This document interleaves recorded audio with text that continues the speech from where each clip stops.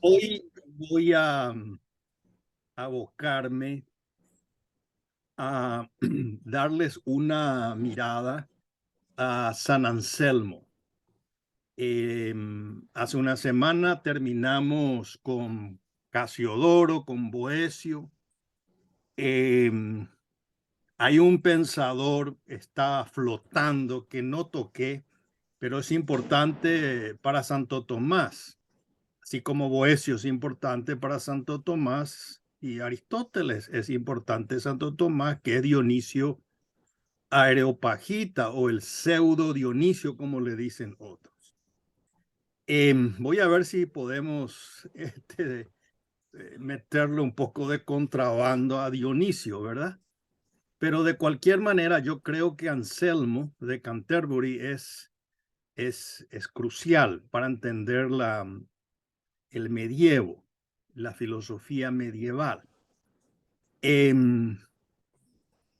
Yo creo que es importante recordar algunas cosas ahora que estamos entrando ya, creo que es el quinto encuentro. Para muchos de ustedes, supongo que escuchan o ven esta serie de encuentros, de charlas. Mucho de lo que decimos es un poco foráneo. Es como que ese mundo no coincide con el mundo en el cual nosotros estamos embebidos. Parte de eso tienen razón, pero parte no tienen razón, no tendrían razón. Parte de que que tendrían razón es que lo que los medievales están planteando es una reflexión filosófica desde el sentido común.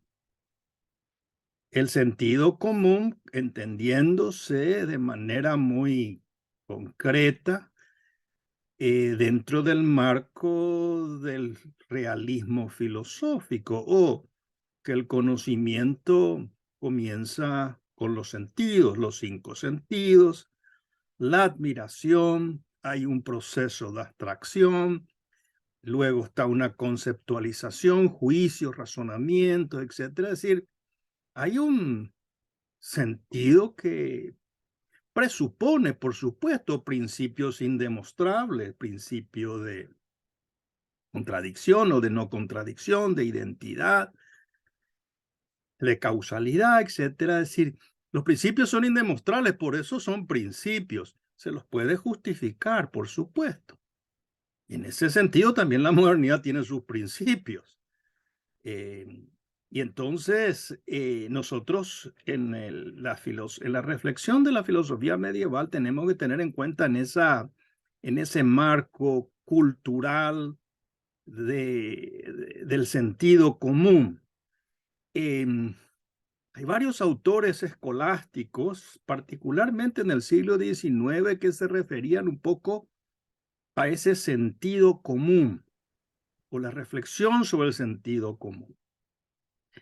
Em, pero por otro lado, ustedes me dirán, bueno, eso ya no es lo que parte de que la gente hoy no capta ese sentido y tendrían razón. ¿Por qué? Porque nosotros somos testigos de una enorme ruptura de una forma de pensar basada en ese sentido común y en donde los parámetros van girando lentamente hacia una forma de pensar o hacia otro tipo de sentido común, si le podría utilizar ese término, en donde, citando un poco a Orwell, 2 más 2 es 5, o lo que yo estoy viendo no es realmente la cosa que tengo enfrente, sino lo que tengo imaginado en mi mente. Y entonces hay un giro que ya no es el giro copernicano-kantiano. Este es un giro de manera drástica y donde va cambiando de nuevo, insisto, se está generando otro sentido común y eso comienza con el lenguaje, que vemos em, en diversas instancias que hay actores sociales, intelectuales, muchos de ellos, profesores connotados, gente de prensa, intelectuales que están utilizando el lenguaje de una manera contraria a ese sentido común de que nosotros estamos hablando. Y le hago un comentario al pie de página aquí. Si hay algo que Tomás de Aquino aborrecía, que yo les dije la otra vez, bueno, es decir que que la religión o el cristianismo irracional aborrecía, no es cierto, dice él. Pero hay otra cosa que aborrecía, y que es reducir la reflexión filosófica o filosófica teológica a un lenguaje separado del lenguaje ordinario. En inglés se utiliza una palabra que es muy interesante. Se dice en inglés jargon, J-A-R-O-E-O, J-A-R-O-N, jargon. Es decir, un lenguaje extraño. Santo Tomás dice, no, la filosofía tiene que reflejar lo que la gente comúnmente expresa y dice. Por lo tanto, la filosofía es trasladar en un mundo reflexivo lo que el hombre habla, el lenguaje ordinario. Está muy lejos de Santo Tomás un elitismo académico. Es más, su suma teológica era para principiantes. Ustedes me van a decir, pero yo no entiendo, yo soy doctor en filosofía, no entiendo la suma teológica.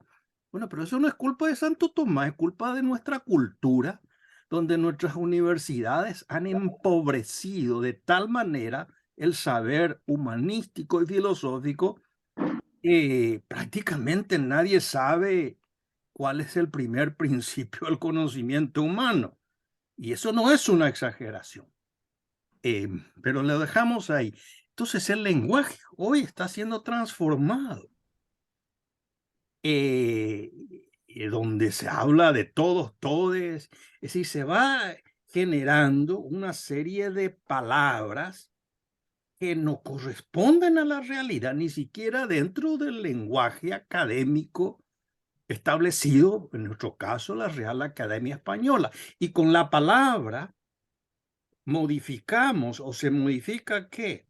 Se modifica el pensamiento, el concepto, la palabra, el concepto, y con el concepto se modifica ¿qué?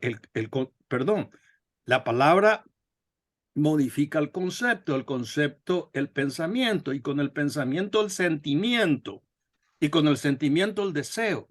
Entonces, prácticamente es una inversión total. Y entonces uno dice, bueno, ¿y qué nos espera dentro de 20, 30 años? Ya no lo sé, yo no soy filósofo, perdón, yo no soy profeta, yo soy filósofo. Le estoy diciendo que hay toda una forma lingüística que trata de transformar el lenguaje. Y con eso, los deseos. Entonces, ¿quiénes van a ser los bárbaros de acá a 20 años? Nosotros. Es decir, yo por lo menos me incluyo a aquellos que creen que la razón humana a partir de los sentidos puede conocer el absoluto de Dios. Entonces sería un loco solamente, pues. Es decir, ahí se va generando toda una reflexión antropológica y cultural que es importante. Por eso, hablar sobre estos autores de la Edad Media, sin entrar en principio en los detalles de ciertas reflexiones, simplemente reflotar en nuestra conciencia y la memoria de la sabiduría de estos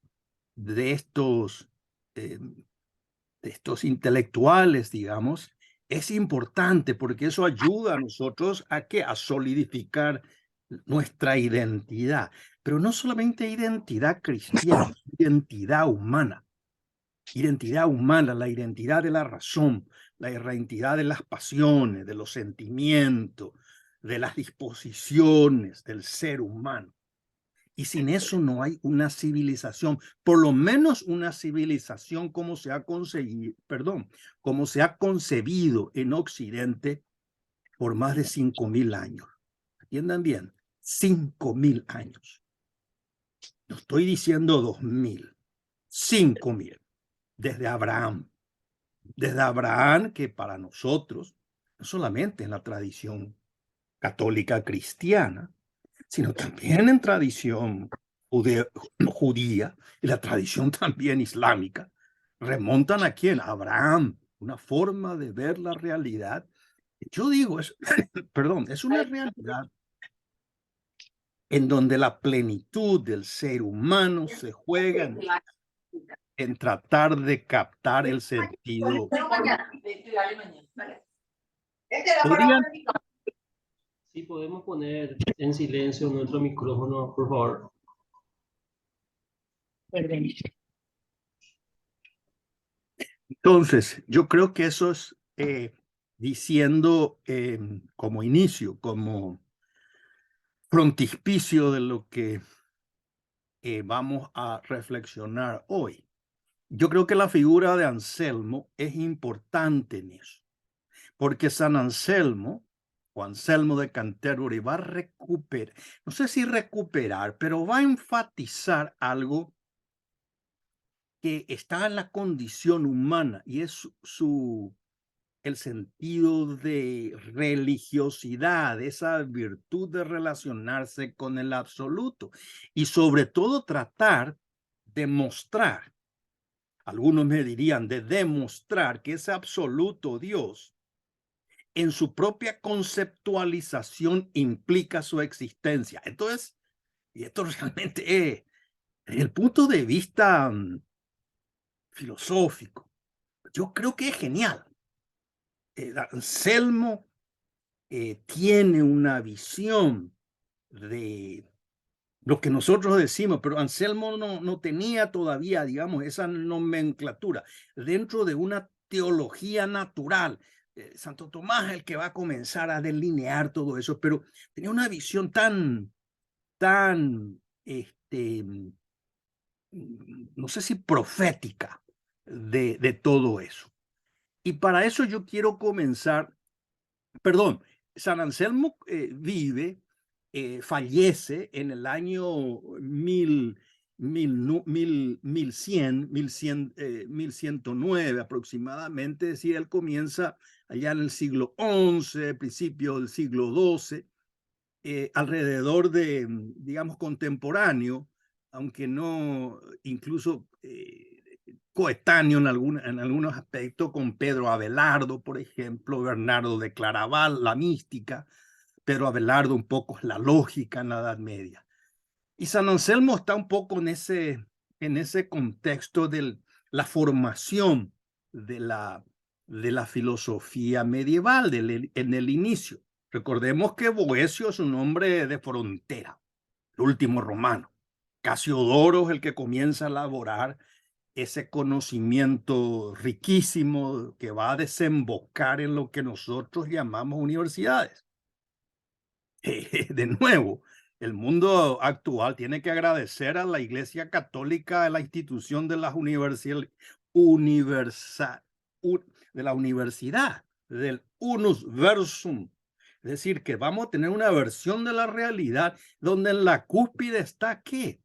El ser de Dios. Por lo tanto, no hay, y voy a hacer una afirmación que puede escandalizar a muchos, no hay universidad sin metafísica. Por lo tanto, si vos tenés una universidad, por más copetuda que fuera en el mundo, si no tiene metafísica, lo siento, no tiene orden, no tiene inteligibilidad. Entonces tiene que haber, hay dos, digamos, no quiero decir asignaturas porque no son asignaturas, son dos quehaceres, pero tampoco son quehaceres.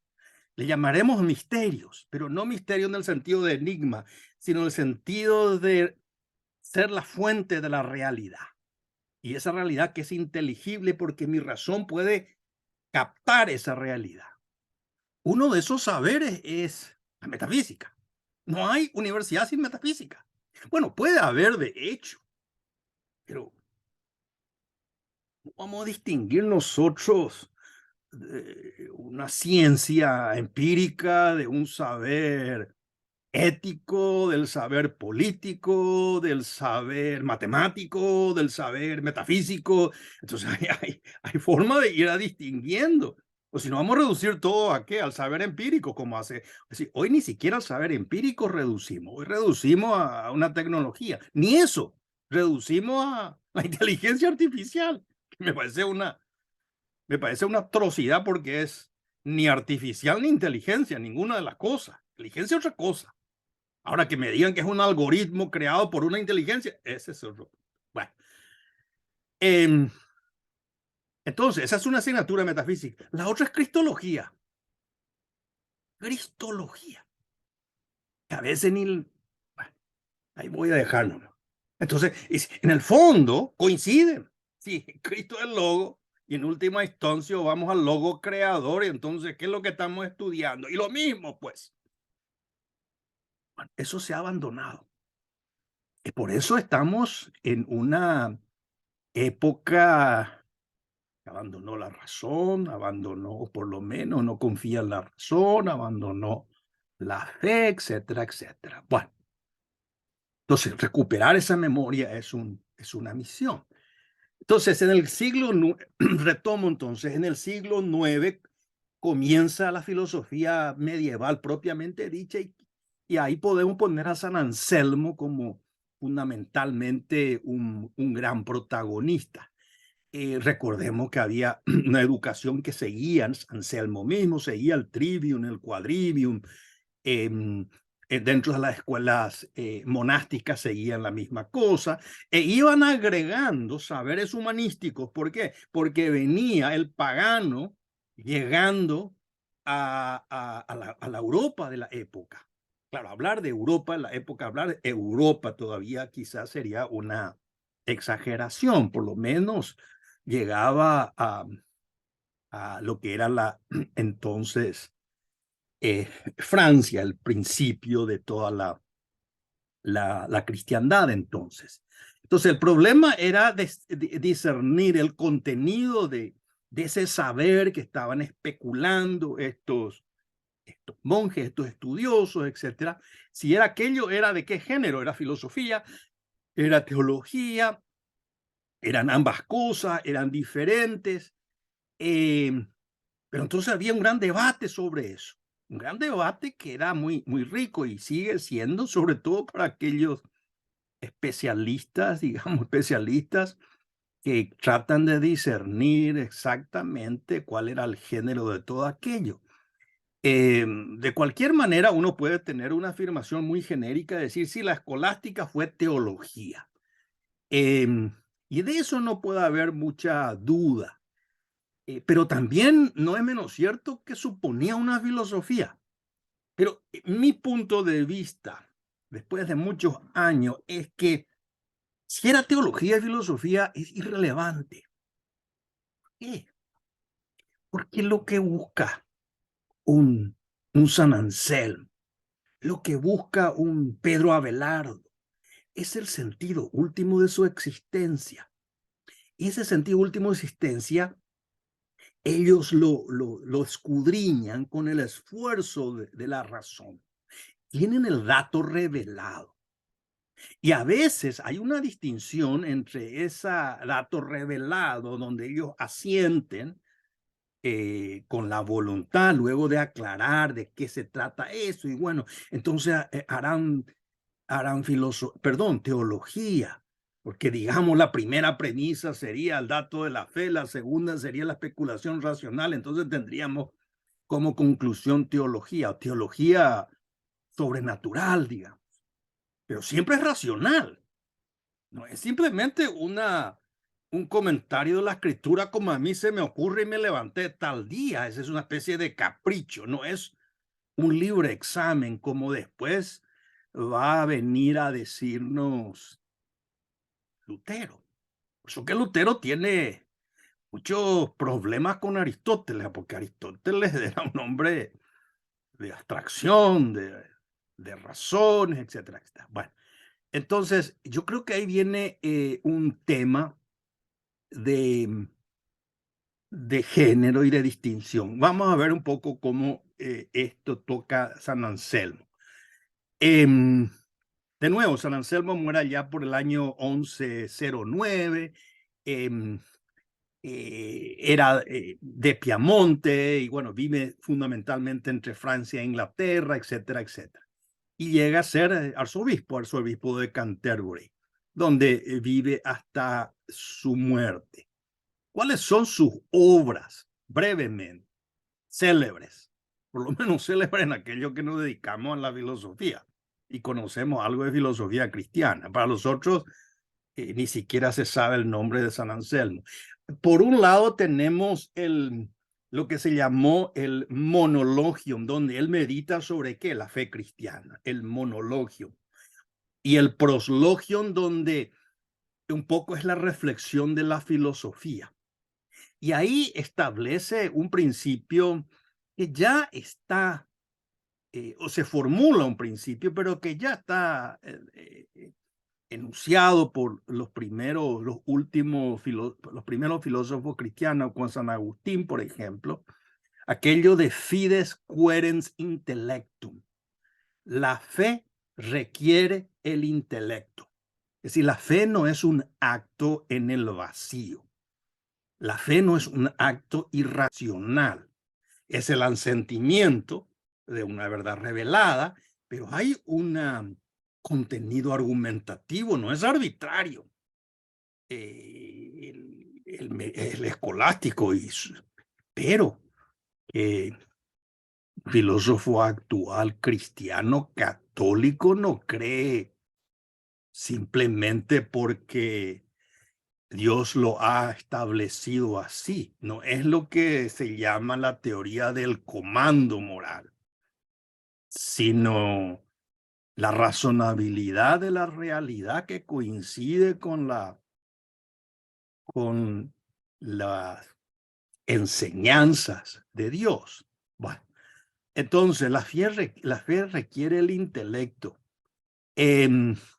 También está su libro de Veritate, donde él comienza a debatir su argumento con aquel monje, su argumento sobre el insensato con aquel monje Gaunilón. Y hay toda una, digamos, una ida y venida de formas, de refutaciones, etcétera, muy medieval. Pero déjenme, voy a avanzar sobre ese tema. ¿Cómo se puede entender? Eso es lo que a mí me preocupa. ¿Cómo uno puede ubicar, contextualizar el argumento ontológico? Miren, esto se ha debatido de manera infinita. Hace 2 meses yo estuve aquí en un congreso de filosofía y un un profesor muy joven de filosofía presentó un paper sobre el argumento ontológico. Lo más simpático es que este alumno no era católico, no era cristiano, y se había topado con el argumento de manera como muchos nos topamos, o sobre todo gente que ha estudiado en universidades laicas, donde no se enseña filosofía medieval, se salta prácticamente de Aristóteles a Descartes. Pero este profesor, teniendo que enseñar una asignatura que es Introducción a la Filosofía, tenía que tocar los argumentos por la existencia de Dios. Y entonces un argumento es el argumento ontológico, y dice, bueno, yo nunca estudié esto. Comenzó a estudiar muy concienzudamente y se sorprendió de la solidez del argumento. Es decir, no era un argumento para tomarle a la ligera. Y aquí va y viene, va y viene. Por eso yo recuerdo hasta ahora, Adriano Irala solía decir, no jueguen mucho con el argumento ontológico porque apenas lo matan va a resucitar de nuevo, decía. Y es cierto, ustedes podemos encolumnar los grandes filósofos posteriores en la modernidad a favor de San Anselmo y la otra columna en contra de San Anselmo, encabezado por Santo Tomás. Bueno, ¿cómo se puede explicar esto? Yo, al hombre contemporáneo, digamos, a nosotros, ¿cómo sería relevante? Yo partiría, y esto es mío, es muy personal. Ustedes pueden decir, esto es una locura, voy a tomar mi libro escolástico y comienzo repitiendo, perfecto. La libertad, después de todo, es libre. Bueno, yo partiría desde esa distinción que yo les había dicho ya un tiempo atrás, entre creencia y racionalidad. Creencia y racionalidad. Creencia, y ahí nosotros, es un término paraguas, digamos. La creencia está en creencia no solamente de orden sobrenatural, pero de orden natural. Políticas sociales, etcétera. Y racionalidad es un poco la operatividad que tenemos en esa facultad propiamente humana de aclarar la realidad. En este caso, aclarar esa creencia con la cual tenemos entre manos. Bueno, entonces, si nosotros partimos de eso, evidentemente tenemos entonces una creencia. ¿Cuál es la creencia? Dios. Dios revelado. ¿Revelado en qué? Bueno, en la escritura judía, y se va a tener la plenitud con la escritura del Nuevo Testamento, ¿verdad? Bueno, de ahí saca fundamentalmente San Anselmo su idea del insensato o del loco, o ustedes pueden traducir, pero fundamentalmente la mayoría dice el insensato. Insensato tiene una connotación para mí muy rica. Es insensato el que no es sensato, medio loco, pues, que no piensa, no es. ¿Recuerdan ustedes esa palabra que utilizó? Sensatez. Utilizó un gran apologista, pero no en el sentido escolástico. Apologista en el sentido de un católico del siglo XX, los años 20, 30, tengo entendido, que trataba de promover la fe y evangelizar. Creo que era converso. Si no la memoria me falla, venía un poco del anglicanismo. Frank Sheet tenía un libro que se llamaba Teología y Sensatez. ¿De dónde sacaba esa? Bueno, y viene un poco de la escritura, sensato, que se coincide en aquello que le dije yo de el sentido común. Pero vamos a pensar como sentido común. Sentido común, 2 más 2 es 4. Un perro ladra, un perro no puede volar. Eso implica que el sentido común de que ese ser llamado perro es de una especie. Y los actos de esa especie son propios de la especie. Por lo tanto, no puede volar. Solamente un halcón puede volar. O un pájaro. Bueno. Entonces, sensatez, creencia y racionalidad. Y ahí puedo agregar algo que está en muchas formas de pensar del mundo actual.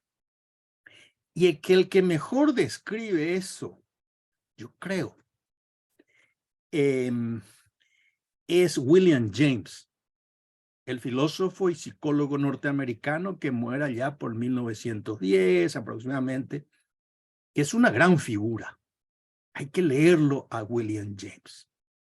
William James no es precisamente un escolástico, ni mucho menos es un creyente en el sentido ortodoxo de la palabra, pero tiene una enorme riqueza de observación de la realidad que le viene de su profesión, del ejercicio de su profesión de psicólogo y de observador. Y William James, que se pasó, digamos, su vida tratando de refutar lo que comúnmente en nuestra época, estoy hablando final del siglo XIX, que eso era una especie de, entre comillas, de religión, que es lo que se llamaba el evidencialismo. Evidencialismo significa bueno, ¿vos crees que Dios existe? Sí, yo creo. Bueno, dame las evidencias. La gente pregunta, y la evidencia implícitamente, la gente cuando te dice evidencia, evidencia empírica, es decir, yo le estoy viendo a Dios ahí, este es Dios. Bueno, diría William James, es una tontería. Es una tontería. Bueno, pues hay muchos evidencialistas, está lleno. Bueno, entonces, William James trataba un poco de explicar voy a utilizar la palabra, no quiero utilizar la palabra mecanismo, porque son los mecanismos, las formas en que una creencia es razonable. Y él hablaba de lo que llama, en un librito muy pequeño que se llama sobre la experiencia religiosa, él dice lo siguiente: todo ser humano tiene lo que él llama una fe precursiva. Es decir, es que nosotros seres humanos tenemos una serie de creencias previas al razonamiento. ¿Por qué? Y porque somos seres encarnados, pues. Y tenemos ya esa serie de creencias que vamos moldeando y después tratamos de dar razones. Gran sorpresa. Parece a nuestro amigo Anselmo.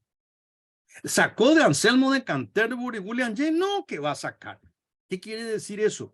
Que esa idea escolástica de sentido común, y William James todavía mantenía el sentido común, y entonces comienza a formular y dice, bueno, es una precursiva. Entonces, cuando me dicen la evidencia, no, espera un poquitito. Antes de yo darte las razones, o entre comillas las evidencias, ten en cuenta de cuál es mi punto de partida. Porque todos tenemos en ese sentido como diría Husserl, un mundo. Tenemos un mundo desde donde nosotros estamos mirando esa realidad. Luego nosotros elaboramos una explicación, una justificación de ese saber fundamental que tenemos consigo por el hecho de ser criaturas humanas. Y toda nuestra vida se fundamenta en eso. Tenemos tiempo nosotros de justificar todas esa fe precursiva en cada acto. William James dice, no, olvídense. Imposible eso es. Locura. Y habla un psiquiatra, un psicólogo, dice, una locura eso. Es como irte a la casa de un médico, verle a consultar a un médico, y el médico te dice esto, esto y esto, y te da una prescripción, y vos le dices, espera un momentito, doctor, dame la evidencia. A vos te va a llevar 14 años a entender la evidencia. Y entonces, ¿en qué yo tengo que creer, doctor? Y entonces el doctor se da vuelta y muestra su diploma. Acá está. Uno no te viera la evidencia, confía nomás. Este título que me dieron es legítimo. Y entonces, ¿qué tiene que hacer el paciente? Y bueno, y confía. Eso es evidencia. William James dice, bueno, eso es razonable, no evidencia. Evidencia sería volver ese paciente a la facultad de medicina, entonces cuando él tenga todos los pasos previos para tener la evidencia, va a tener la evidencia. Toda nuestra vida está hecho en mayor o menor medida de ese nivel. Imagínense si nosotros vamos a hablar de Dios. Ahí viene un poco la labor de aquellos que se dedican a la filosofía, sobre todo en este caso la filosofía cristiana, que tienen que aprender cuáles serían las formas razonables de explicación de esos saberes que uno está recibiendo por el hecho, digamos, de estar bautizado.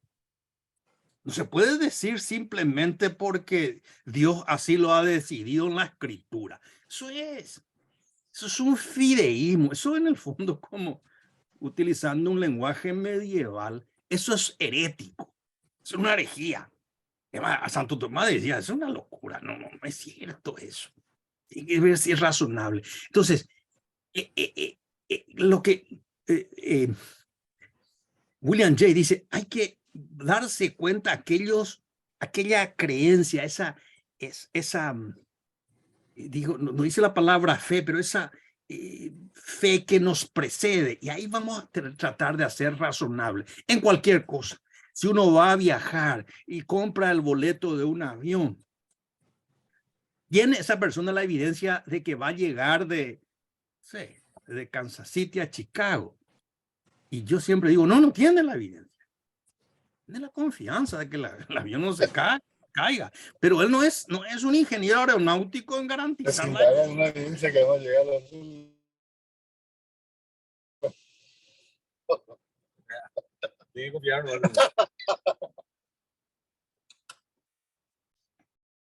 Entonces, yo creo que ese punto de partida es fundamental. La fe para el cristiano va a ser un punto de partida. Para Anselmo también va a ser un punto de partida. Por eso su principio es credo ut intelligam, creo para comprender. No dice creo para creer, comprender. Hay una razonabilidad. Comienza con la fe. Las pruebas, por lo tanto, o el argumento ontológico no está destinada a dar un apoyo a la fe, sino un poco que la fe respalda esa razonabilidad. Yo creo que ahí tiene que haber un poco una especie de reflexión sobre ese tema. Es que la fe misma desea saber, el deseo de saber. La fe busca la intelección de la realidad. Y ese es el carácter interno de la fe. La fe busca la realidad. Es decir, cuando yo me encuentro con Cristo y Él me dice que amaos los unos a los otros, dice, bueno, ¿qué significa esto? ¿Cómo se entiende esto? Pero si el otro me agredió, ¿por qué le tengo que amar? No es lógico eso. Quiere decir que entonces el amor rebasa la lógica. Bueno, entonces, ¿qué es? Bueno, es una pasión. Entonces yo comienzo a reflexionar. No simplemente digo, bueno, amén, yo quiero entender. Y yo creo que ese es el punto fundamental de los escolásticos y lo que dice William James, es la razonabilidad, que es el hombre contemporáneo, el evidencialista. No, yo no voy a creer hasta que me demuestren. Vas a morir sin que te demuestren. O a lo mejor el absoluto de Dios se te va a cruzar alguna vez. Y se te va a cruzar de una manera dramática. A lo mejor no. Entonces, concluyendo esta parte, la fe entonces es una suerte de amor, de dilectio, como dirían los escolásticos. Y eso algunos han dicho, yo creo que un poco el título, perdón, la descripción es un poco equívoca. Han descrito como un racionalismo cristiano. Racionalismo, que hay, sí, por eso les digo, no sé si es muy feliz esa forma de llamar.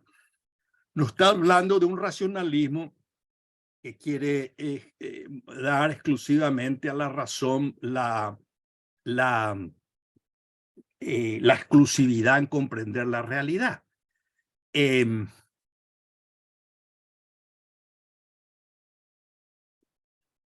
¿Qué dice el argumento ontológico?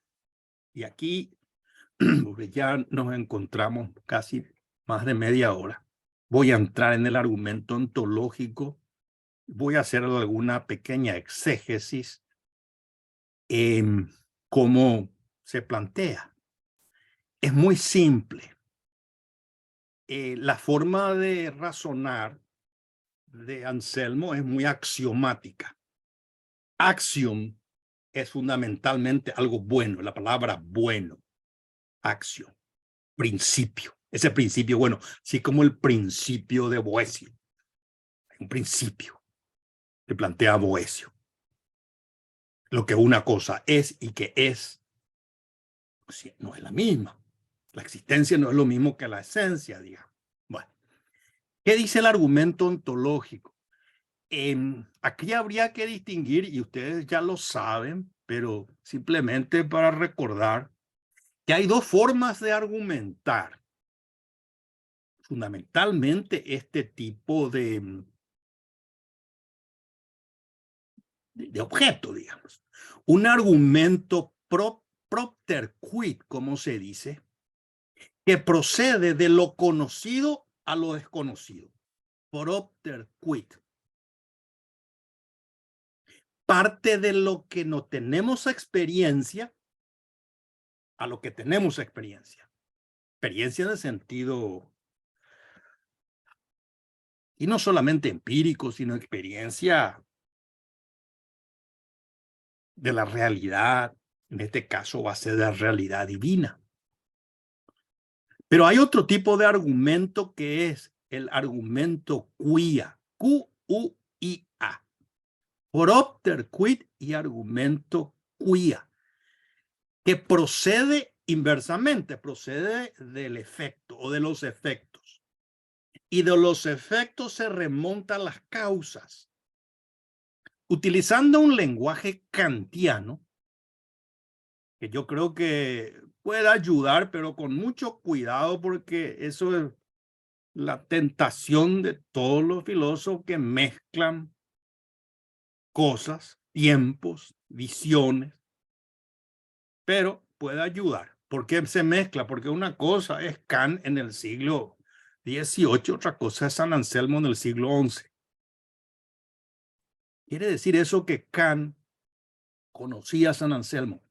Sí, Kant sí. Kant era un hombre serio en ese sentido.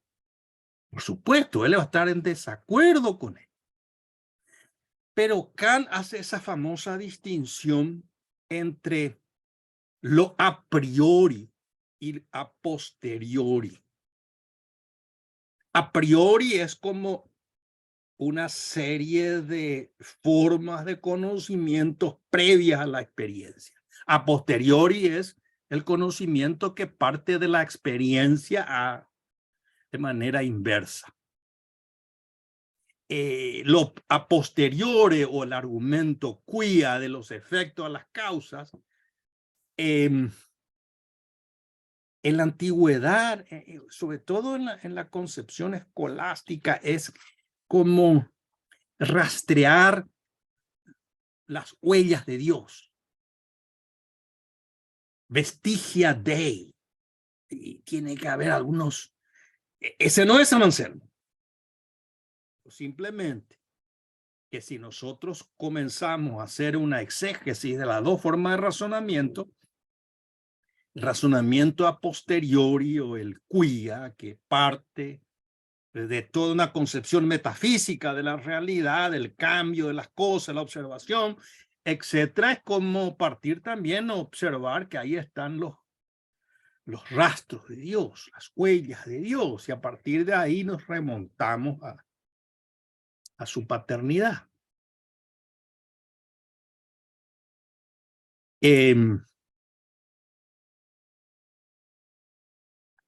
Entonces,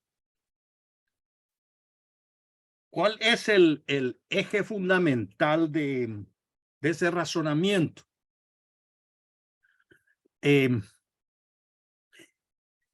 Dos cosas. Y aquí no quiero meterme en profundidades. ¿Es un argumento lógico? Sí, es un argumento lógico. Se va a partir de una noción, una definición de Dios. Y de eso va a implicar la existencia de Dios. Y aquí viene una cuestión que ha dividido a los exégetas. Es ese conocimiento previo, esa noción de Dios, algo que el sujeto o el ser humano tiene o conlleva de manera innata.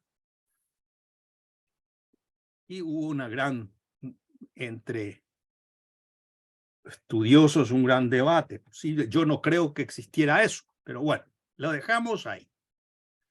De cualquier manera, lo que hace San Anselmo es tratar de demostrar, yo digo tratar porque es un intento o demuestra la existencia de Dios a partir del significado del nombre Dios. A partir de eso. Por lo tanto, va a depender de la comprensión que uno tenga de Dios. Hasta ahí yo creo que es con eso que se va a evitar, y se va a evitar que como diría muy bien algunos escolásticos posteriores, comenzar a hacer un conocimiento metafísico y del primer principio de la metafísica a partir de la filosofía de la naturaleza. Por lo tanto, vamos a salvarnos todo ese trayecto como va a ser Santo Tomás y vamos a partir del lugar de llegada y vamos a ver cómo podemos nosotros de manera a priori o de manera deductiva, digamos, concluir la existencia de ese absoluto. Y acá yo les hago una nota al pie de página o al costado de la página, pero tienen que tomar con mucho cuidado, distinguir para entender. Y voy a decir algo, uno de ustedes sabe, no creo que se sepa mucho.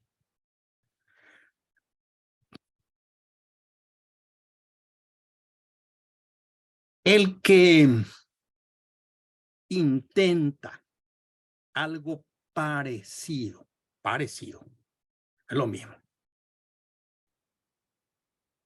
Cuando habla de metafísica, es Jacques Maritain. Parecido. 7 lecciones sobre el ser. Las primeras 3 lecciones. Maritain habla de una palabra, una palabreja que ha causado ríos de tinta entre especialistas. Ríos de tinta. Utiliza la palabra intuición. El filósofo ve con el intelecto el ser en cuanto ser. Y si eso es cierto, entonces no necesita, o no digo que no necesita, no requiere llegar a eso, a esa intuición eidética a partir de la filosofía de la naturaleza. No necesita filosofía de la naturaleza, no necesita ciencia. Hace metafísica y hace, digamos, teología natural de manera desde su intuición. No es una intuición emotiva, no es una intuición, algunos dicen femenina, no, una intuición eidética. Eso no está en Santo Tomás, eso es Maritain. Y él hace eso y él explica por qué. Tampoco es la intuición de Bergson, su maestro, sino es una forma de evitar las enormes discusiones de filosofía de la naturaleza y de ciencias empíricas que están enredando el mundo moderno. Eso dice Maritain. Enredan todo. Y entonces, a partir de ahí, quiere reflexionar. Entonces hace directamente metafísica. San Anselmo dice, vamos a hacer directamente del concepto, vamos a partir nosotros. Yo le digo que es un comentario al margen. Yo tengo ambivalencia, no sé si estoy muy seguro con Maritain con eso. Prefiero más la explicación que tenía un profesor mío de acá, a partir de la naturaleza, de las cosas que cambian, del ser material que no es el ser en sí, bueno, y a partir de ahí eso nos elevamos hasta Dios. Bueno, eso es una discusión larguísima. San Anselmo no me parece, parte de esa intelección de Dios. Vamos a ver ese concepto. Aquí también no quiero entrar en esa ambigüedad, decir concepto, nombre de Dios, etcétera, porque justamente Dios rebasa nuestro aparato conceptual, pero bueno, hay que utilizar alguna palabra, el nombre de Dios.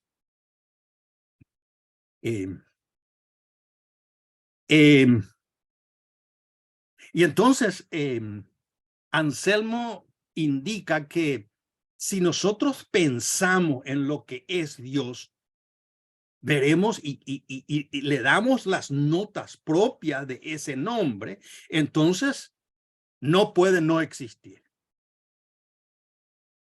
Si esas notas propias se ascriben al nombre de Dios, no puede no existir.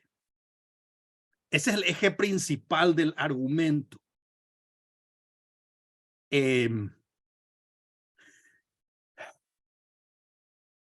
¿Cuáles serían las premisas? Repito, si ese nombre, Dios, supone una serie de atributos, y si ese nombre es Dios, no puede no existir. Es evidente, claro que es evidente. Entonces parece mucho el axioma de Boecio, pues.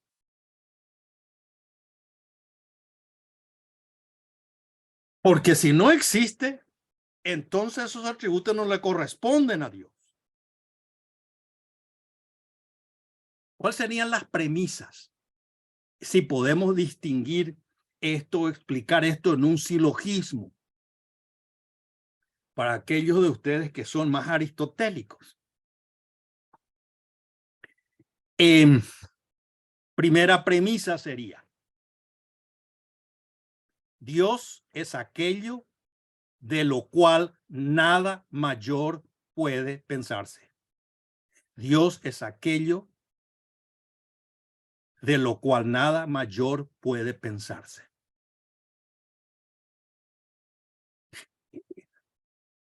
Comentario al margen. Coincide esto con aquel principio escolástico que dice, comienza con San Agustín y está San Anselmo de Credo et Unteligan. Claro que coincide. Él va a partir del nombre de Dios, de la inmensidad. Uno lee el libro de los Salmos, uno lee el libro del Eclesiástico y uno va a encontrar ahí: Dios es aquello de lo cual nada mayor puede pensarse. Y esas son las objeciones que la gente hace, pues. ¿Y quién creó a Dios? Es una pregunta tonta, pues. Dios es precisamente aquello de lo cual nada mayor puede pensarse. Pensamiento. Aquello, no digo, no sé todavía lo que es. No sé cuál es la esencia de Dios, porque esencia supone ya una delimitación. Esto es Dios y esto no es. Bueno, pero con Dios. Entonces, Dios es aquello de lo cual nada mayor puede pensarse. Yo creo que tiene claridad. Segunda premisa sería: aquello de lo cual no puede concebirse nada mayor, aquello de lo cual no se puede concebir nada mayor, Dios, debe existir en la realidad y no solamente en la mente, sino no sería lo mayor. Entonces, yo tengo la idea de aquello de lo cual no puede pensarse nada mayor. Para que sea justamente aquello de lo cual no se puede pensar nada mayor, debe existir en la realidad, pero también en la mente. No solo en la mente, pero en la realidad.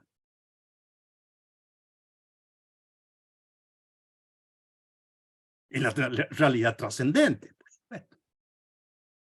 Conclusión: Dios existe en la realidad. Se acabó.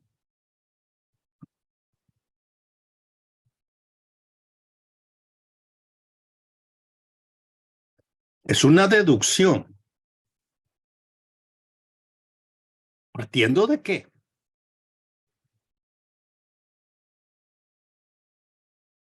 Anselmo define a Dios aquello de lo cual nada mayor puede concebirse. Así define a Dios. Todos pueden compartir esta definición de Dios. ¿Es eso Dios? Sí, todos. Incluso el insensato. O como dirían hoy, incluso el ateo. El ateo no cree en eso. Pero está bien, está muy linda tu definición de Dios. Aquello de lo cual nada mayor puede pensarse. Perfecto. Imaginemos esta noción. ¿El ateo puede imaginarse? Sí, puede imaginarse. Ahora, si el ateo se imagina a Dios como, sí, un ser absoluto que está dentro del mundo sensible, bueno, ese ya es no tiene mucho sentido. Luego, Dios existe en la mente. Sí, existe en la mente como idea de la cual nada mayor puede pensarse. Por lo tanto, se concluye debe existir en la realidad porque Él es aquello de lo cual nada mayor puede concebirse. Existe en la mente, pero también existe en la realidad. O si no, no es Dios, pues.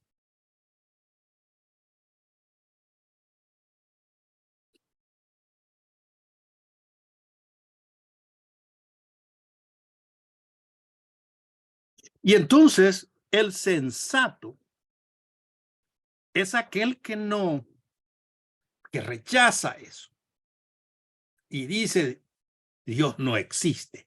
Pero es un insensato, no se da cuenta del sentido común. Y el sentido común, bueno, pensá un poco en ese concepto. Si es Dios, entonces aquello de lo cual nada mayor puede concebirse. Y si es lo mayor puede concebirse, tiene que incluir ahí, ¿cuál? La existencia. Pero la existencia no solamente como acto del intelecto, sino también en la realidad.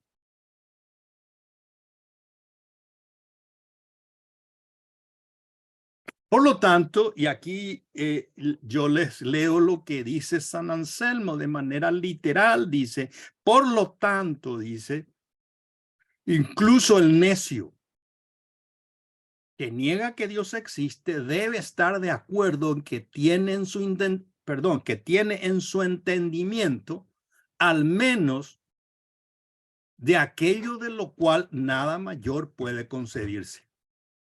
Pero ciertamente agrega aquello de lo cual no puede concebirse nada mayor, no puede existir simplemente el entendimiento, sino también en la realidad.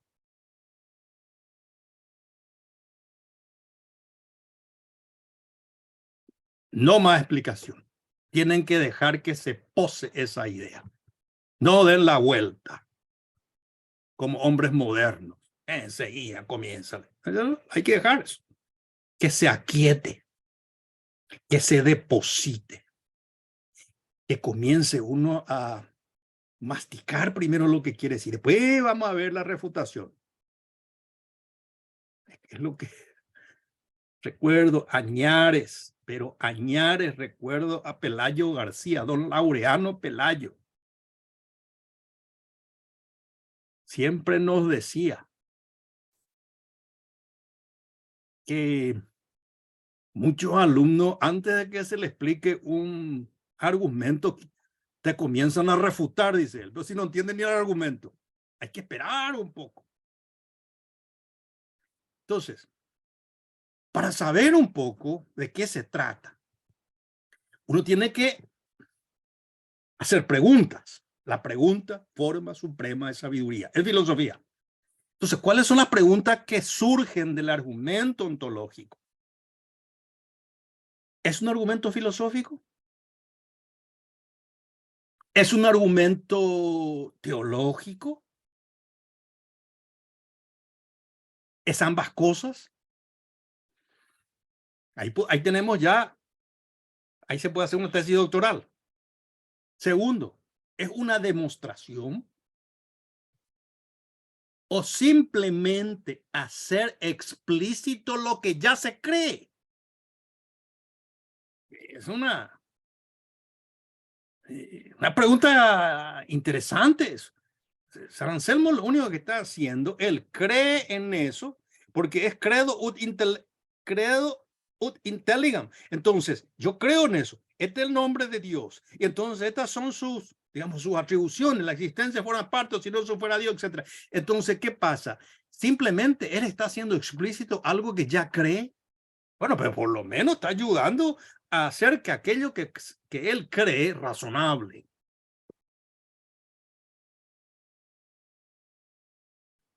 Y aquí viene otra cosa, otra pregunta. ¿Tienen los insensatos la misma idea de Dios que tienen los sensatos? Si San Anselmo hubiera vivido hoy, sé qué hubiera dicho. Porque la insensatez hoy es, ya no sé si es en serio o en broma, ¿verdad? La gente que tiene pretensiones transespecie. Hay gente que se autopercibe un árbol, que ya no es broma, o un pájaro. Y entonces, que imagínense si se autopercibe de su propia inmediatez corporal, otra especie, lo que será lo que se imagina de Dios. Yo no estoy hablando acá de teos racionales, sensatos.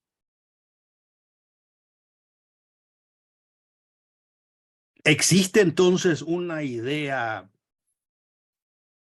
extramental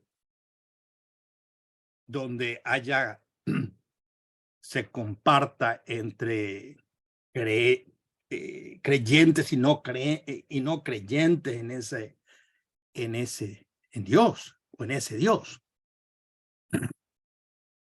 ¿Es esta una demostración cristiana? Hay una mención específica, pero desde el punto de vista de que se nombra al insensato y eso se saca de la escritura, etcétera, etcétera, se implícitamente de un contexto donde el sentido común dentro de ciertas tradiciones que estaban teniendo madurez en el medievo y van a continuar dentro de Occidente. Por eso que todos los filósofos posteriores, Descartes, que es un poco el que también hace un poco más sofisticado el pensamiento de San Anselmo, y van a venir los otros, siempre estamos en un universo cultural judeocristiano. Nuestra época, posiblemente a partir del siglo XX, XXI, estamos ya en un mundo cultural, por lo menos donde el sentido común ha dejado de tener las bases del universo cristiano. Estamos en un territorio de alguna manera desconocido en sus implicancias.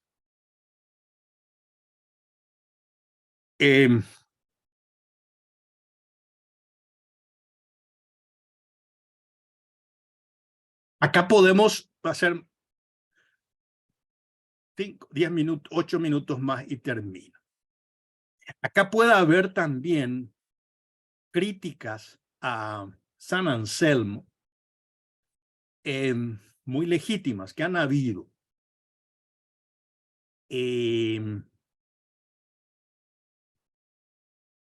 Aparentemente San Anselmo está reflexionando con la idea de existencia propia de Dios.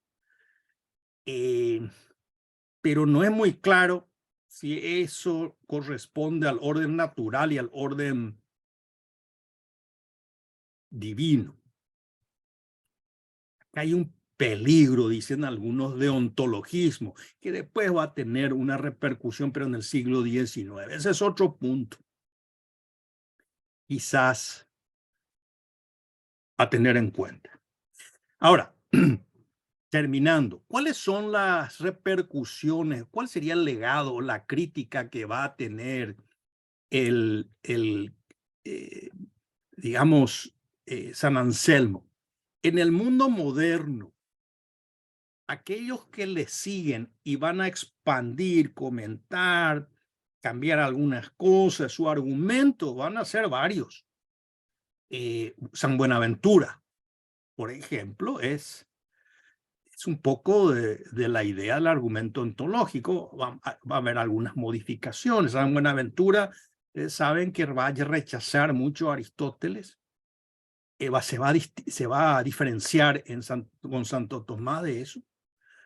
Duns Scoto también es un poco en la línea de Anselmo.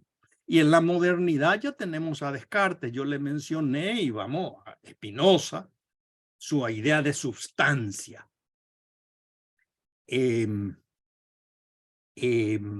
Su definición de sustancia, bueno, y Hegel también. Y en contra van a estar raramente juntos en su crítica a San Anselmo, Tomás de Aquino y Kant. Los dos extremos. Interesantísimo. Los dos extremos. Kant y Santo Tomás. Y también un filósofo inglés que la gente no le da mucho crédito, sobre todo en los países hispanos. Yo creo que es, no quiero decir un prejuicio, pero yo creo que es un prejuicio mucho que viene de la tradición hispana contra los ingleses, y que es John Locke. John Locke está en contra. John Locke era un hombre de realidad, un hombre concreto. A John Locke se le puede objetar muchas cosas, pero hay cosas que no. Cosas que están muy cercanos a Santo Tomás y Aristóteles, el padre del liberalismo político. Yo sé que a muchos les escandalizará esto porque en el mundo católico hispano el liberalismo se ha pensado como pecado. Yo no creo que sea tan así. Hay que matizar ciertas cosas. John Locke tiene muchas cosas interesantes. No todas, por supuesto. Y antes de estos pensadores, hay un monje que le critica de manera inmediata a Anselmo, y que es fruto propiamente de sus discusiones, que es Gaunilón. Gaunilón hace una parodia. Parodia es una especie de burla. Es como un programa de televisión. Se burlan de San Anselmo. Hace una parodia de su argumento, donde compara, si nosotros dividimos eso, o sea, formulamos en forma así logística, Gaunilón hubiera dicho que podemos nosotros tener en nuestra mente una isla hermosa, perdida, y que es la isla más grande que se pueda concebir, como primera premisa. Como segunda premisa podríamos decir, si es la isla que se puede concebir y es la más grande que se pueda concebir, también tiene que existir en la realidad, no solamente en la mente. Porque si existe solamente en el entendimiento o en la mente y no en la realidad, entonces se podría concebir una isla mayor que ella. Por lo tanto, esa isla perdida existe en la realidad.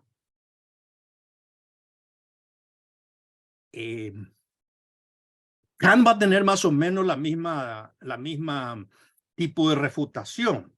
No basta que yo tenga la idea de 100 táleros en mi cabeza como idea para que existan 10 táleros en la realidad. Yo tengo la idea de un billete de $10 en mi cabeza, y la idea es real, pero eso no quiere decir que exista en la realidad.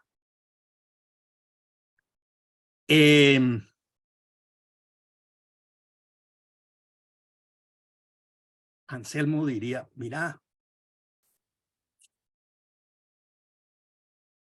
una cosa son 100 táleros, una cosa es la isla perdida, otra cosa es Dios. Estás comparando, como dirían los americanos, manzanas con naranjas. lo dejo ahí. La crítica de Tomás de Aquino, y con esto termino, tiene mucha densidad.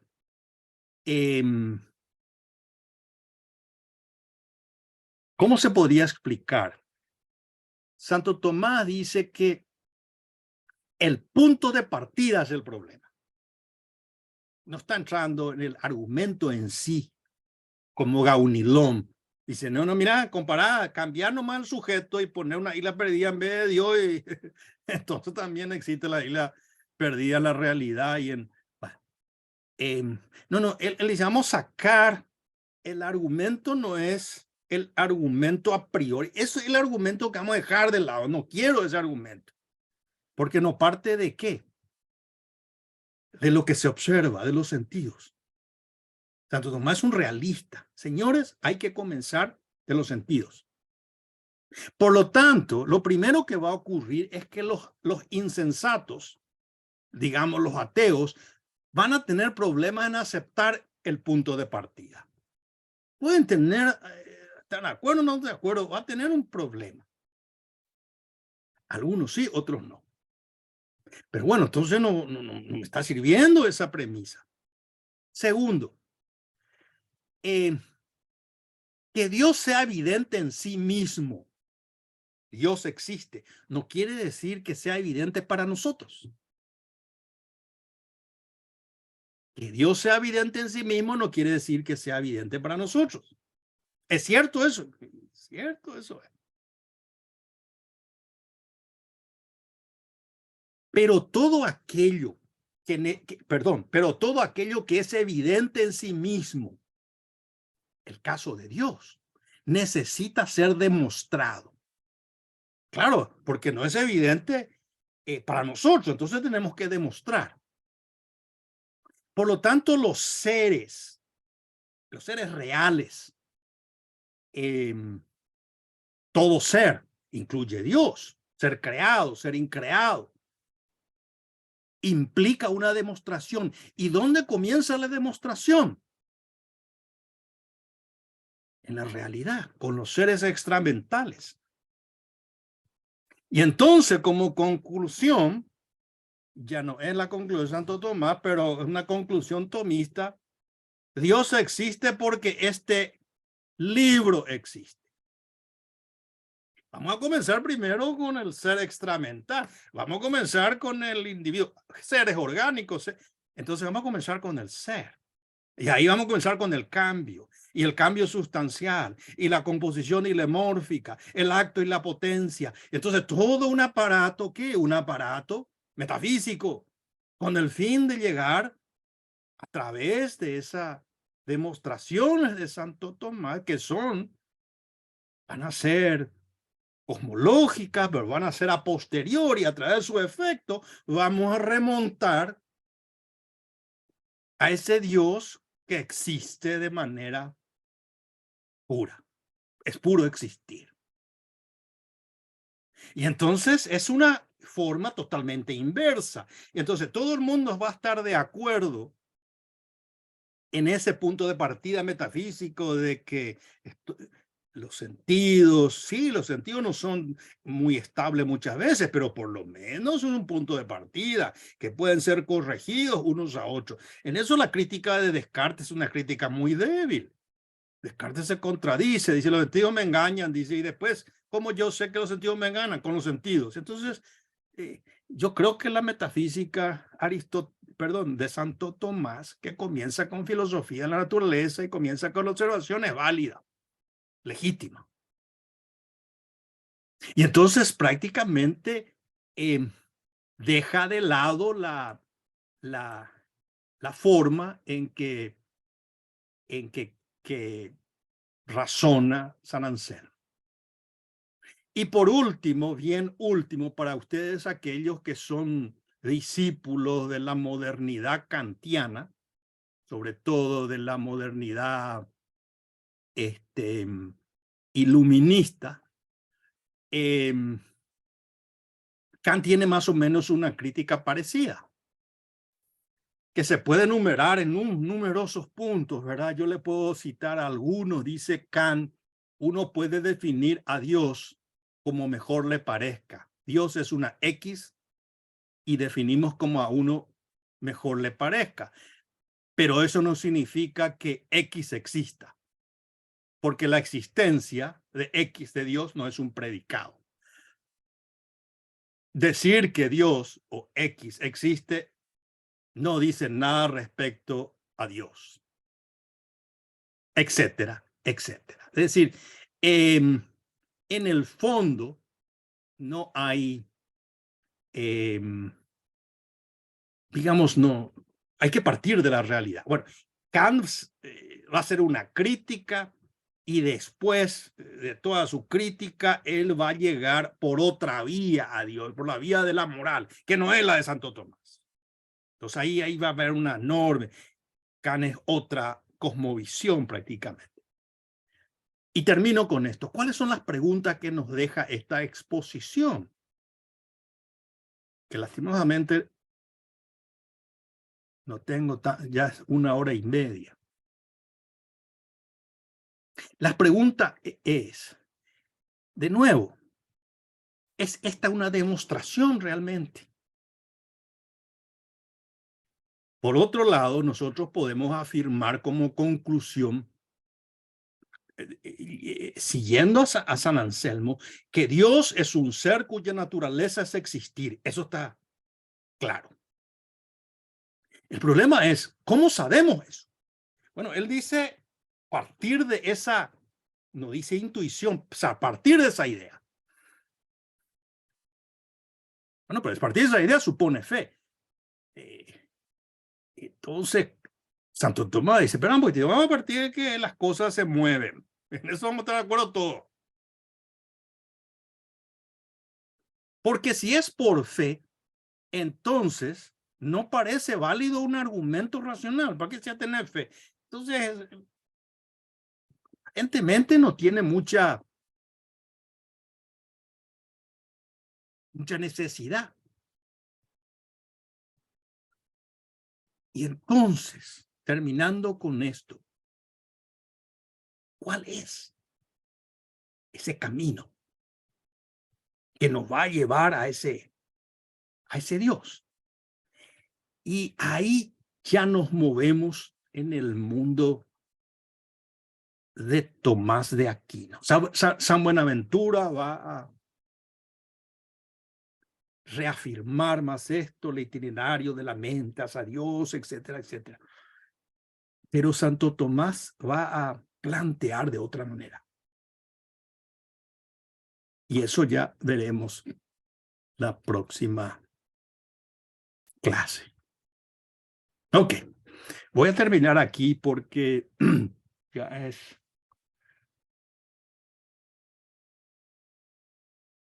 Y les invito si hay alguna pregunta o aclaración.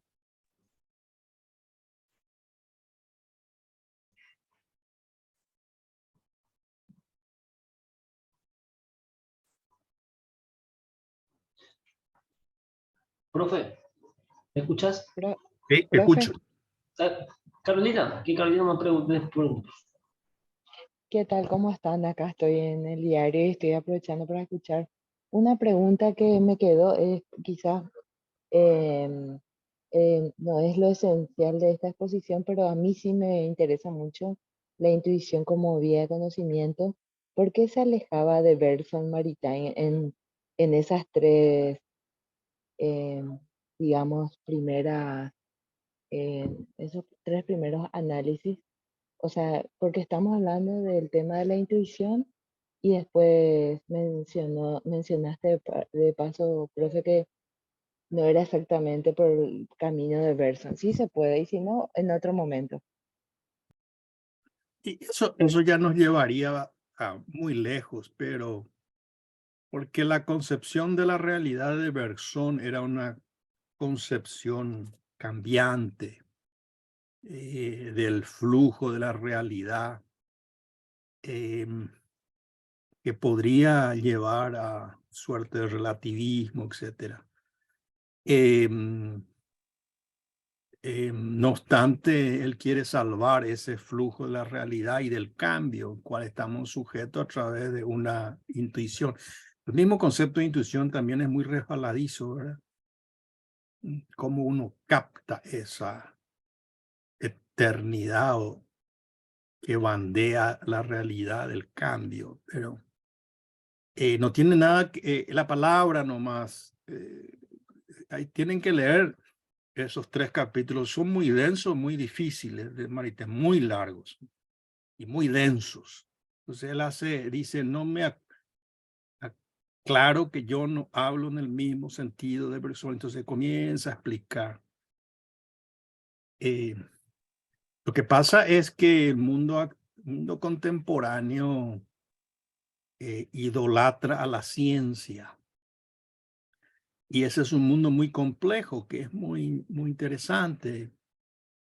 Hoy día ya está la tecnología y entonces para hacer metafísica hay que conocer filosofía de la naturaleza, ciencia, lleva mucho tiempo. Entonces, él encontraba lo que se podría llamar un atajo a través de captar el ser. Eso solamente alguien que ha estudiado filosofía varios años se da cuenta, le digo con sinceridad.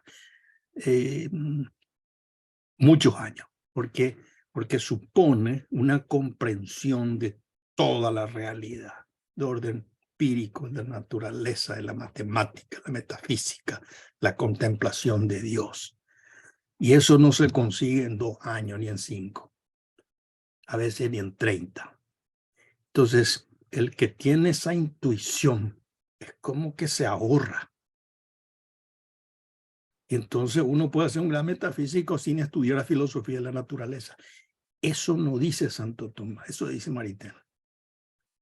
Y hay que estudiar un poco el año 34, porque él lo dice, todo el contexto histórico de la crisis de las ciencias europeas, y surge la fenomenología.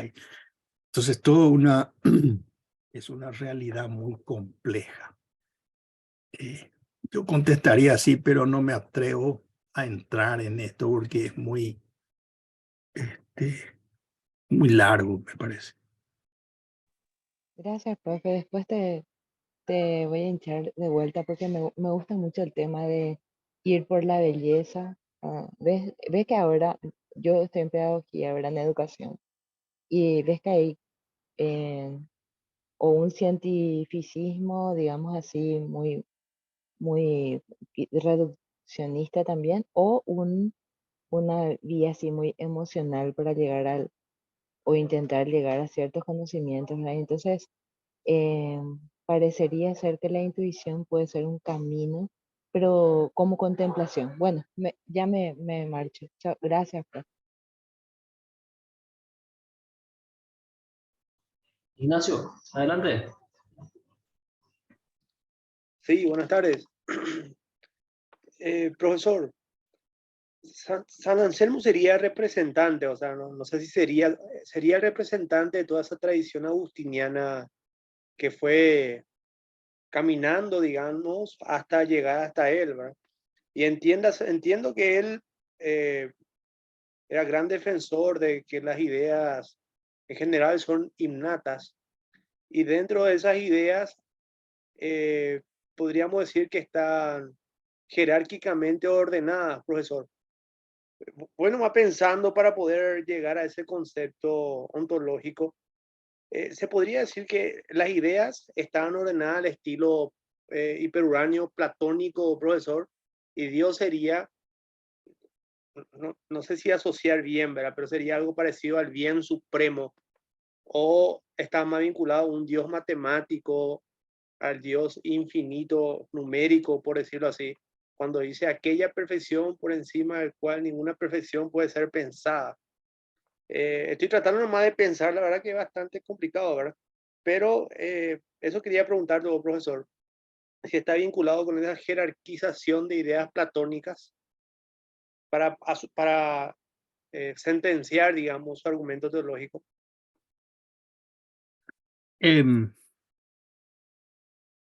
Yo no tendría una respuesta sobre eso. Ahora que es de una tradición agustiniana, y es porque todos los filósofos cristianos después de San Agustín son agustinianos, incluso Santo Tomás. Todos son. No son exclusivamente agustinianos. Todos los que vienen después de Platón, yo diría así, es Aristóteles platónico. En algunas cosas sí, en otras no. No tomen ustedes de manera literal eso que dice Aristóteles, soy amigo de Platón, pero más amigo de la verdad. Eso es lo que se llama un juicio retórico. Retórico nomás eso es. Muchas de las cosas que Aristóteles dice saca de Platón, la virtud, formas de la dialéctica. Él le debe mucho, le debe mucho. Él le debe a Platón, a su forma. Ahora que él va a invertir ciertas cosas, sí, pero no quiere decir que aristotélico significa no platónico. No es cierto eso. Hay que matizar un poco. Hay que distinguir, como dicen los escolásticos. No vayan a tener esos exclusivismos. O es Olimpia o es Cerro. No, no es tan así. Yo creo que hay lo mismo. Es decir, bueno, hay... En San Agustín hay mucho de Aristóteles, perdón, de Platón. Claro que hay. De Aristóteles no hay porque Aristóteles va a llegar tarde. San Agustín ya no lo alcanza. Pudo haber conocido, sí pudo haber conocido, hubiera cambiado su pensamiento. ¿Quién sabe? No sabemos eso.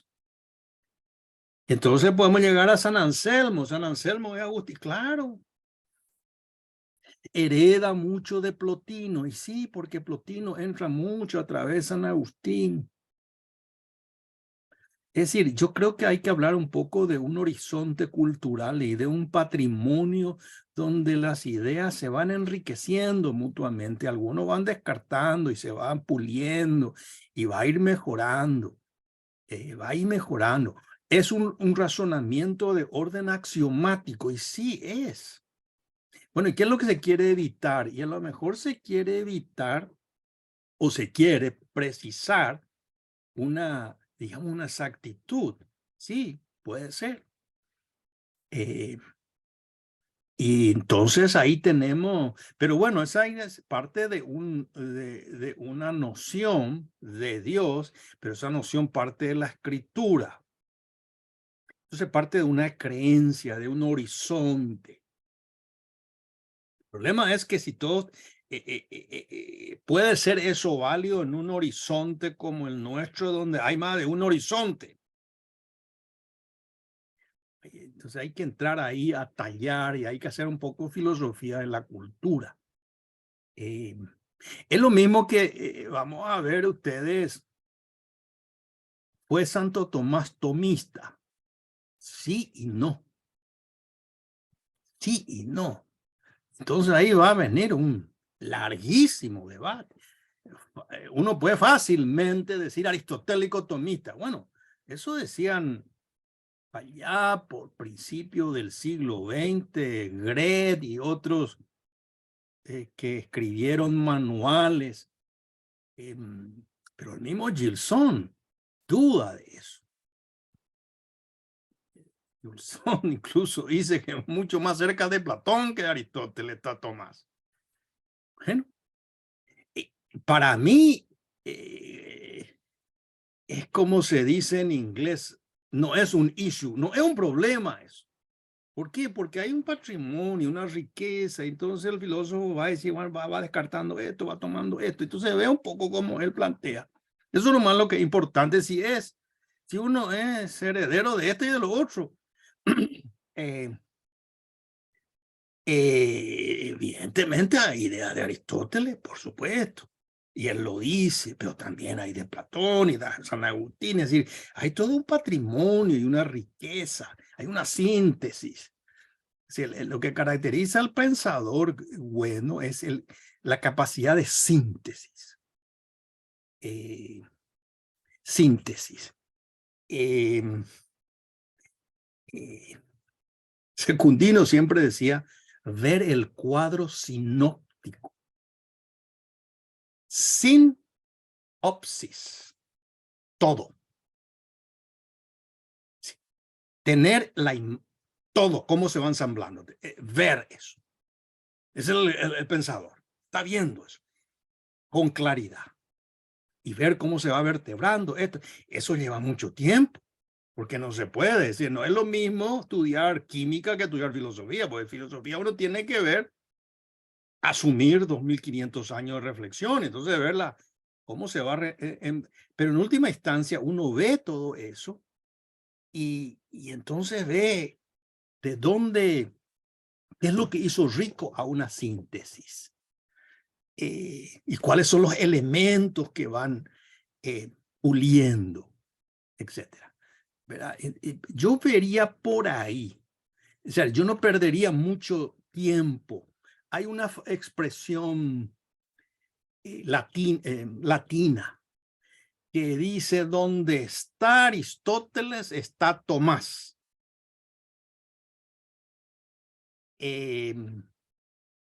Eso es cierto, sí es cierto,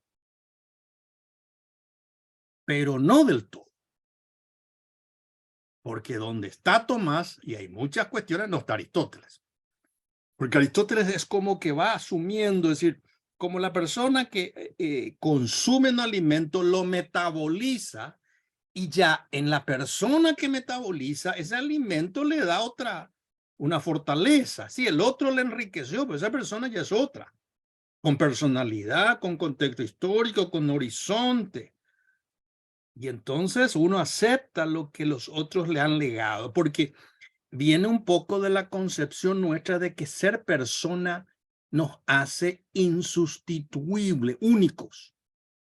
Y entonces nadie es un clon de otro, una réplica. Es decir,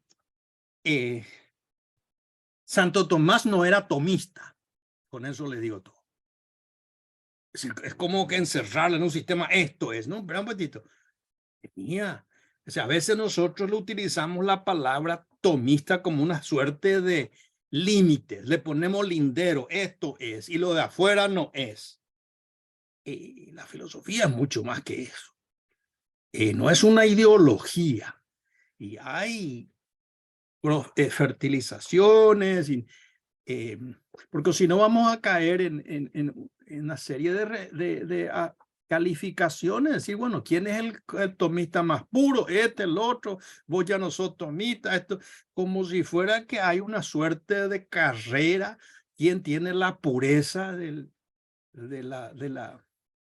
esa filosofía? Y yo creo que aquí el problema no es la filosofía, el problema es la realidad. ¿Qué es la realidad? Entonces, ¿quién es más fiel a la realidad? Ahí viene un poco, yo creo que hay que reflexionar sobre eso. Y ese paradigma, si se quiere decir así, es lo que hoy el sentido común ya está cambiando. Está cambiando por una cuestión de orden, digamos, epistemológico, pero está cambiando ya el deseo de la gente. A través del lenguaje está cambiando el deseo y entonces es muy difícil revertir un poco eso.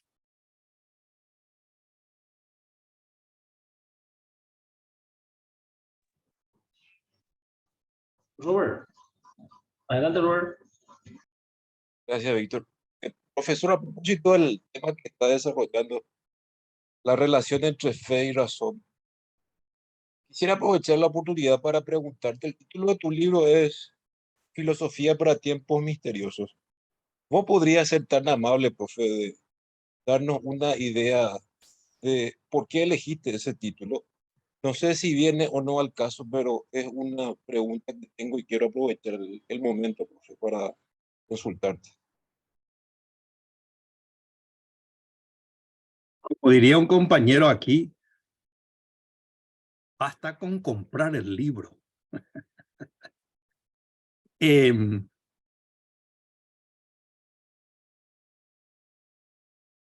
La palabra que utilizo ahí obedece un poco al horizonte cultural en el cual nos encontramos, en donde no es muy claro la forma que podemos tener de comprender, no es muy clara la forma que podemos, digamos, utilizar para comprender la realidad. Yo creo que en ese sentido, la realidad es inteligible, yo creo. Pero ¿cómo nosotros como sujetos de conocimiento la hacemos inteligible? Y entonces, lo que yo creo o mi postura es no reducir esa realidad a una cuestión meramente de objeto. Me explico. Yo puedo decir que ¿qué es la verdad? Y entonces enuncio la definición de verdad clásica. Adequatio intellectus et rei. Adecuación de la inteligencia con la cosa. Y ahí tengo la verdad.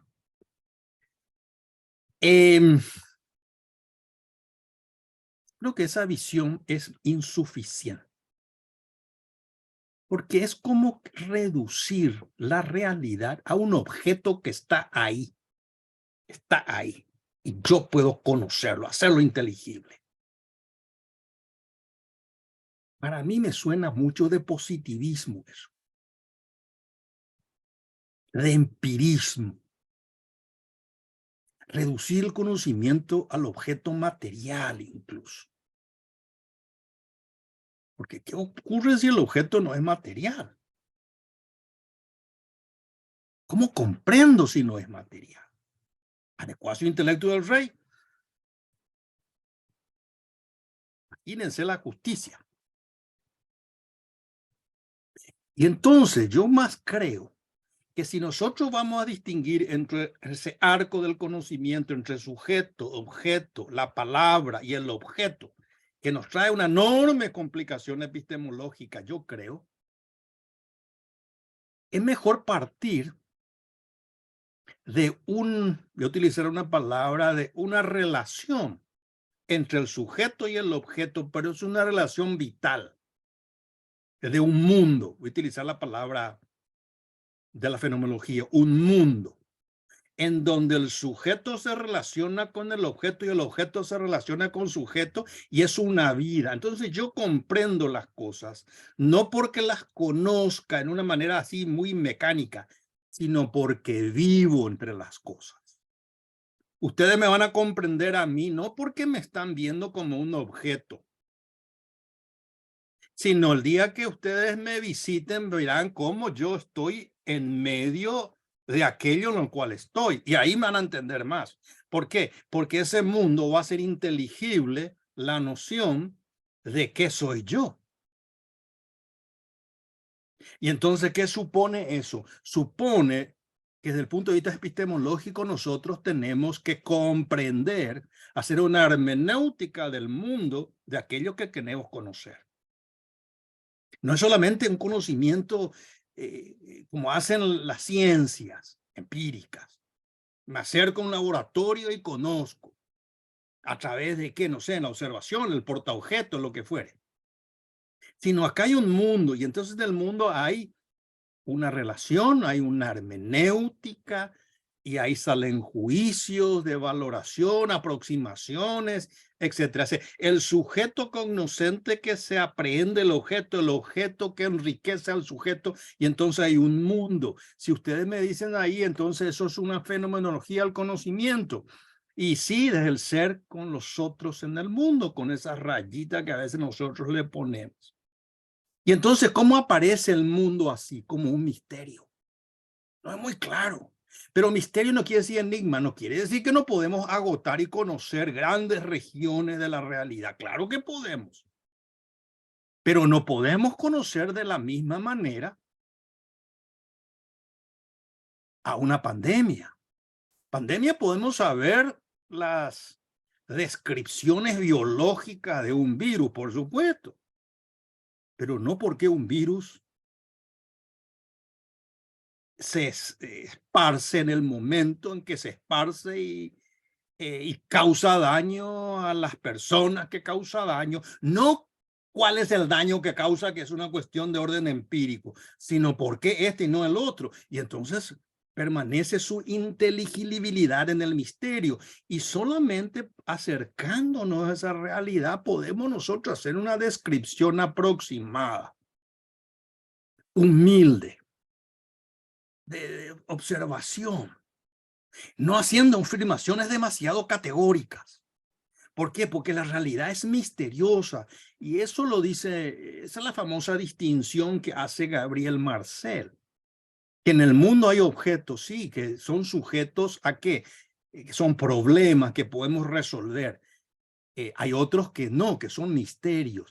Lo del misterio podemos solamente darle un sentido, y el sentido es un sentido interpretativo, y que supone del lugar que nosotros partimos en el arco hermenéutico, digo, de interpretación. Es muy difícil. No es muy fácil eso. ¿Por qué? Porque la realidad tiene como, la realidad es como, es una cebolla. Y una cebolla, uno le está sacando todas las capas a la cebolla. Y sí, hay mucha más. Y entonces el otro ve otra capa y le saca. Y entonces estamos acercándonos. Por supuesto, usted me va a decir, bueno, pero hay personas que cree que la cebolla es un zapato. Perfecto. Perfecto. Allá tenemos una crisis del sentido de la percepción, de la razón, etc. Entonces, cuando yo escribí eso, tenía un poco en mente eso que yo estaba reflexionando, que en filosofía,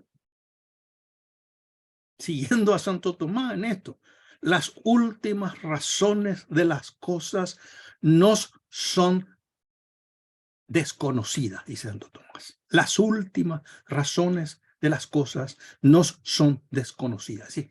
No podemos agotar. Es imposible. Hay muchas cosas que sí, pero hay cosas que no. Pero entonces, ¿cuál es la labor de la filosofía? Y humildemente ir aclarando ese camino.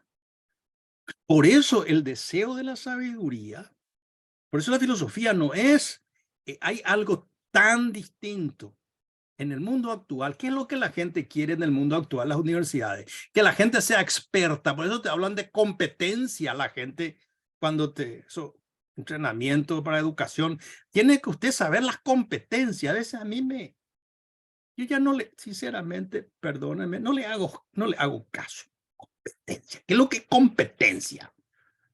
Competencia es para un experto.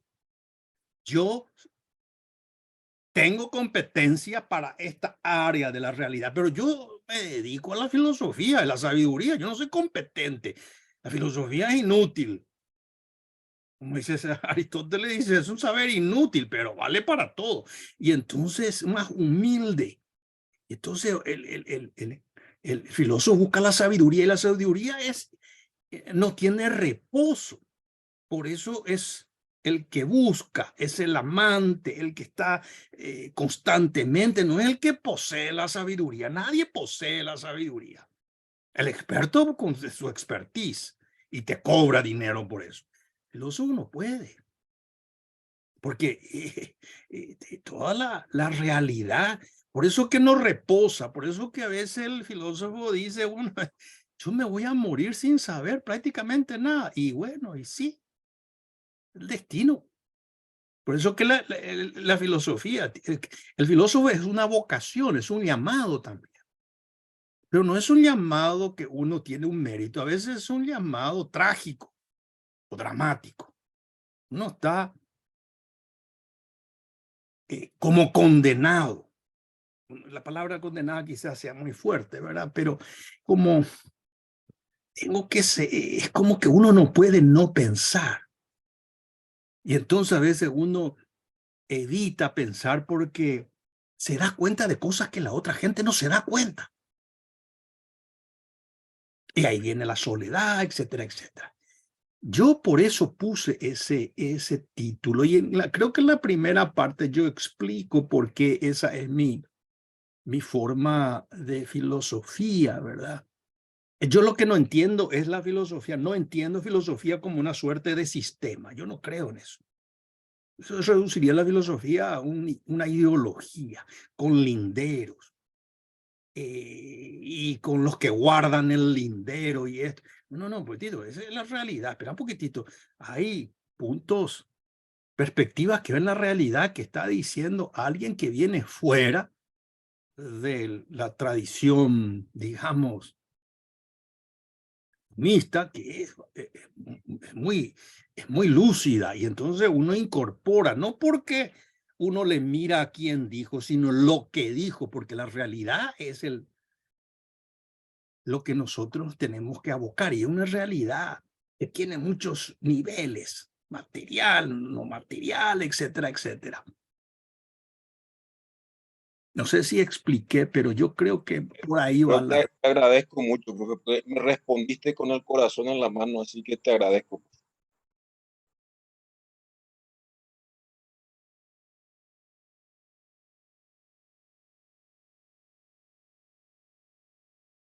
Y nadie más, entonces nos despedimos para la próxima semana. Sí, profe. Genial. Nos escuchamos entonces la próxima semana. Listo, un abrazo a todos entonces. Gracias, Dale, profe. profe. Gracias. Gracias.